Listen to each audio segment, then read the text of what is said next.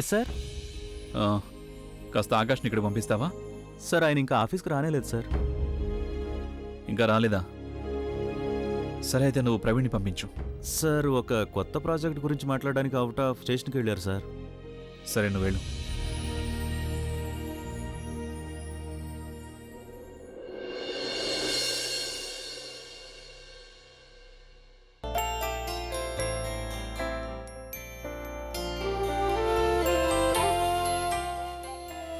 అన్నయ్య, good to see you అన్నయ్య. ఎలా ఉన్నావు? నేను బాగానే ఉన్నాను. ఏంటి సంగతి ఈరోజు ఆఫీస్కి లేట్? అది ఇంట్లో కొన్ని మెడిసిన్స్ ఇచ్చి రావాల్సి వచ్చింది, అందుకని నేను రావడం కొంచెం లేట్ అయింది అన్నయ్య. మెడిసిన్సా? అర్చన బాగానే ఉంది కదా? అలాగే ఇంట్లో మిగతా వాళ్ళంతా ఎలా ఉన్నారు? ఆ మెడిసిన్స్ అర్చన కోసం కాదన్నయ్య, అవి నానమ్మ కోసం. ఏమైంది నాన్నమ్మకి? నీకు తెలుసు కదా, నేను లేకపోతే ఆవిడ దిగులు పెట్టుకుంటుందని. ఎవరితోనూ మాట్లాడడం లేదు, ఏవి తినడం లేదు, ఏవి తాగడం లేదు. ఆరోగ్యం పాడవుతుంది ఆవిడకి. ఎక్కువ పాడవకూడదని ముందుగానే నేను డాక్టర్ని ఇంటికి పిలిచి చెకప్ చేయించాను. ఇక ఆ మెడిసిన్సే ఇచ్చేసి నేను... ఏంటి అన్నయ్య,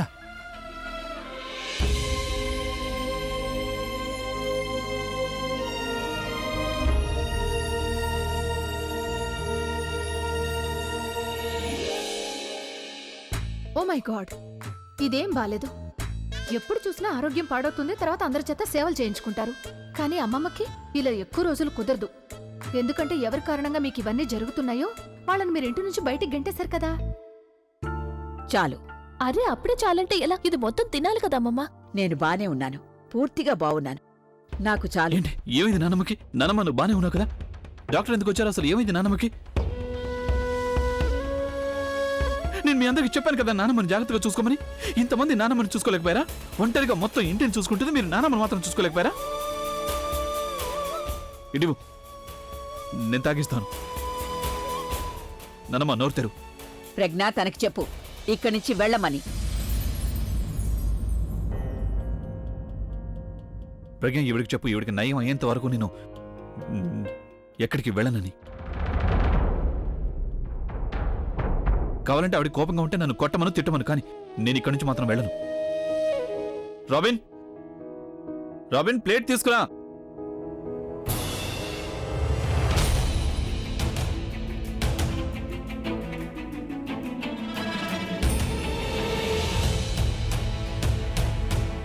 ప్రజ్ఞ ఈవిడికి చెప్పు నన్ను ఎంతసేపు కావాలంటే అంతసేపు కొట్టమని, కానీ నన్ను వెళ్ళమని మాత్రం చెప్పొద్దు.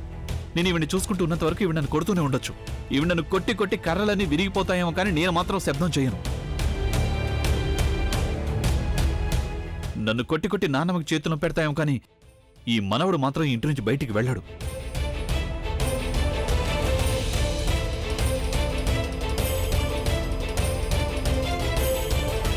నాన్నమ్మ నీకు కొట్టాలనిపిస్తే నన్ను కొట్టు, నా మీద కోప్పడాలంటే కోప్పడు, కానీ ప్లీజ్ నన్ను ఇంటి నుంచి వెళ్ళిపోమ్మని మాత్రం చెప్పకు. ప్రజ్ఞ తనకి చెప్పు ఇవన్నీ చేసి నన్ను ఎమోషనల్ చేయొద్దని. దానివల్ల నా మనసు మారిపోదు, అలాగే నా నిర్ణయం కూడా మారిపోదు. ప్రజ్ఞ ఆవిడికి చెప్పు నేను ఇవన్నీ మళ్ళీ ఆవిడ మనసులో చోటు సంపాదించుకోవడానికి చేస్తున్నాను. ఆవిడ చేతులు దెబ్బలు తినడానికి చేస్తున్నాను. అప్పటికైనా ఆవిడికి నా మీద ఉన్న కోపం, మనసులో ఉన్న ద్వేషం పూర్తిగా పోతుంది. కాబట్టి నీకు తెలుసా నాన్నమ్మ, నేను ఇంటి నుంచి వెళ్ళేటప్పుడు నన్ను ప్రజ్ఞ అడిగింది ఎక్కడికి వెళ్తావు అని. నేనన్నాను ఇంత పెద్ద ప్రపంచంలో నేను ఎక్కడికైనా వెళ్ళగలను అని. కానీ ఇక్కడి నుంచి వెళ్ళిన తర్వాత నాకు తెలిసింది నా ప్రపంచం నీతోనే మొదలవుతుంది, అలాగే నీతోనే అంతమవుతుంది అని. నా తల్లిదండ్రులు, నా టీచర్, నా స్నేహితులు అందరూ నువ్వే నానమ్మ.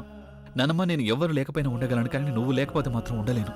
నేను నీ ద్వేషం, అలాగే నీ కోపం, నీ చేతిలో దెబ్బలు అన్నీ భరించగలను, కానీ నువ్వు లేకపోతే నేను బతకలేను నానమ్మ. అందుకే నన్ను ఇంట్లోంచి వెళ్ళిపోమని మాత్రం చెప్పకు. నాకు తెలుసు నా వల్ల చాలా పెద్ద పొరపాటు జరిగిపోయింది, కానీ ఆ పొరపాటు నాకు తెలియకుండా జరిగిపోయింది నానమ్మ. అది నా పాస్ట్లో జరిగింది. దానికి నా జీవితంలో ఎలాంటి ఇంపార్టెన్స్, ఎలాంటి విలువ లేదు నానమ్మ. అలాగే ఆ బంధం కోసం నేను ఈ బంధాన్ని వదులుకుని వెళ్ళిపోలేను కదా నానమ్మ. నానమ్మ ప్లీజ్ నన్ను వెళ్ళిపోమని చెప్పొద్దు. చిన్నప్పుడు నేను మా అమ్మ నాన్న లేకుండా బతకగలిగాను, కానీ ఇప్పుడు నేను నువ్వు లేకుండా బతకలేను నానమ్మ. నువ్విప్పుడు నన్ను క్షమించి తీరాల్సిందే. నువ్వు నన్ను క్షమించినంత వరకు నేను ఇలాగే నీ కాళ్ళు పట్టుకునే ఉంటాను. నేను ఎక్కడికి వెళ్ళను. ప్లీజ్ నన్ను క్షమించానని ఒక్కసారి చెప్పు నానమ్మా.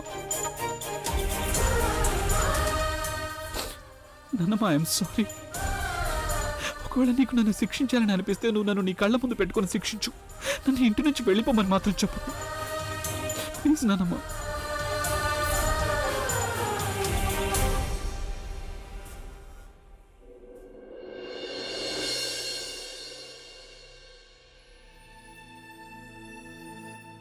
ఏమైంది? ఏం ఆలోచిస్తున్నారు? నాన్నమ్మ ఏమంటుందో అని ఆలోచిస్తున్నాను. ఒకవేళ తను వద్దు అందంటే? మరొకవేళ ఓకే అని చెప్పేస్తే అప్పుడు? ఓకే ఎలా చెప్తుంది? తను అసలు ఏం మాట్లాడలేదు కదా. ఏవీ అనలేదు కానీ ఇంట్లో అయితే ఉండనిస్తున్నారు కదా. ఉండనిస్తోంది కానీ ఆవిడ నన్నేం క్షమించలేదు కదా. మీరెందుకు ఇంతగా ఆలోచిస్తున్నారు? ఇలా చూడండి, మీరు నా వైపు చూడండి. ఒకసారి నా వైపు. మా ఆడవాళ్ళు ఎప్పుడూ ఇంతే. మేం ఏదో చెప్పాలనుకుంటాం కానీ ఏదో చేస్తూ ఉంటాం. మేం కోపంగా ఉన్నామంటే మా మనసు అంత తొందరగా కరగదు. కానీ మీరు ఇంత టెన్షన్ పడకండి. ఇప్పుడు ఇంట్లోనే ఉంటున్నారు కాబట్టి మెల్లమెల్లగా అంతా సర్దుకుంటుంది. అయినా కోపంగా ఉన్నారు అంతే కదా, అదెలా వచ్చిందో అలాగే పోతుంది. మీరు ఆవిడ ముందున్నారంటే తనను తాను ఆపుకోలేరు. మీరెలా ఆవిడ లేకుండా ఉండలేరు, అలాగే ఆవిడ కూడా మీరు లేకుండా ఉండలేరు. లేదు, అది నిజం కాదు. నాకు బాగా గుర్తుంది నానమ్మ బుల్బుల్ పెళ్లిలో ఏమందో. ఆవిడ నేను లేకుండా ఉండగలదు కానీ అసలు ప్రజ్ఞ లేకపోతే మాత్రం ఉండలేను అంది.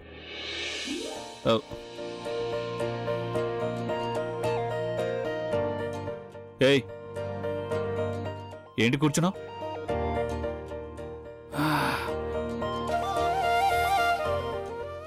ఏంటి చూస్తున్నావు? వెళ్ళి అన్ప్యాకింగ్ చెయ్యి. నేను నీకు చెప్పాను కదా, వెళ్ళి అన్ప్యాకింగ్ చెయ్యి. నా సామాన్లన్నీ లోపల పెట్టు. ఓకే.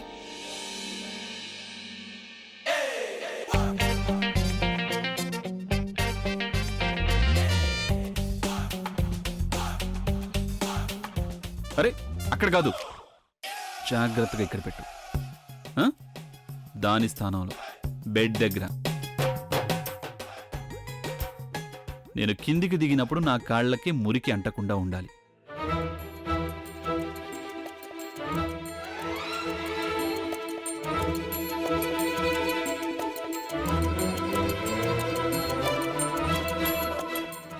ఏ ఫుగి, నీకు బ్యాగ్లోంచి బట్టలు తీయటం కూడా సరిగా రాదా?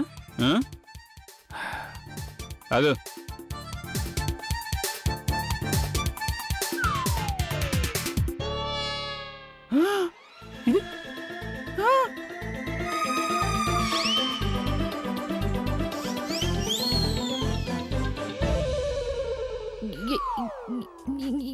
ఇది నా బ్లౌజ్ మీరెందుకు తీసుకెళ్లారు? నేను ఎందుకు తీసుకెళ్తాను? మీరు తీసుకువెళ్ళకపోతే మరి ఇది మీ సూట్ కేసులోకి ఎలా వచ్చింది? ఖచ్చితంగా నువ్వే పెట్టుంటావు. నేనా? నేనెందుకు అలా చేస్తాను? ఖచ్చితంగా మీరే తీసుకెళ్లారు. నీ ఉద్దేశం అంటే ఇవన్నీ నేను వేసుకుంటానా? లేదు, నా ఉద్దేశం ఏంటంటే ఎవరైనా ఎప్పుడైనా ఒకరిని వదిలేసి వెళ్ళినప్పుడు వాళ్ళ వస్తువులు ఇలాగే తీసుకెళ్తూ ఉంటారు. అయినా ఇదేమైనా తీసుకెళ్లే వస్తువా? అందుకే దీన్ని ఖచ్చితంగా నువ్వే పెట్టుంటావు. నేను కాదు, మీరు. నువ్వే మీరే నువ్వే మీరే నువ్వే. చూడండి, ఇక నన్ను కొట్టకండి, లేకపోతే నేను మిమ్మల్ని. లేకపోతే ఏంటి? బెదిరిస్తున్నావా? నేను భయపడిపోయాను. సంతోషమేనా? ఇక వెళ్ళి అన్ప్యాకింగ్ చెయ్యి. వెళ్ళు.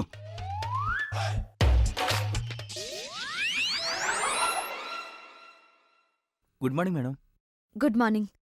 అభిసార్ లేచారా? అభి సార్ ఆయన గదిలో లేరు. ఇదంతా నీకెవరు చెప్పారు? That doesn't matter. మ్యాటర్ ఏంటంటే నువ్వు నాతో ఎందుకు అబద్ధం చెప్పావు? నువ్వు నాతో గేమ్స్ ఆడుకుంటున్నావు. నేను ఎలాంటి గేమ్ ఆడడం లేదు నిఖిల్. నేను నీకు ముందే చెప్పాను నేను నిన్ను ప్రేమిస్తున్నానని. నువ్వు సంతోషంగా ఉంటే చూడాలనుకున్నాను. ఒకవేళ నువ్వు అభితో ఉంటేనే సంతోషంగా ఉంటావంటే అలాగే కానివ్వు. నువ్వు తనని పెళ్లి చేసుకోవాలన్నా కూడా ఒప్పుకుంటాను. నిఖిల్, తను ఇక్కడేం చేస్తున్నాడు? కానీ ఒక్క విషయం గుర్తుపెట్టుకో, నువ్వు తనని పెళ్లి చేసుకోవాలంటే నువ్వు ముందు అభికి నిజం చెప్పాల్సి ఉంటుంది. అదే ఈ బిడ్డ తన బిడ్డ కాదు, నా బిడ్డ అని.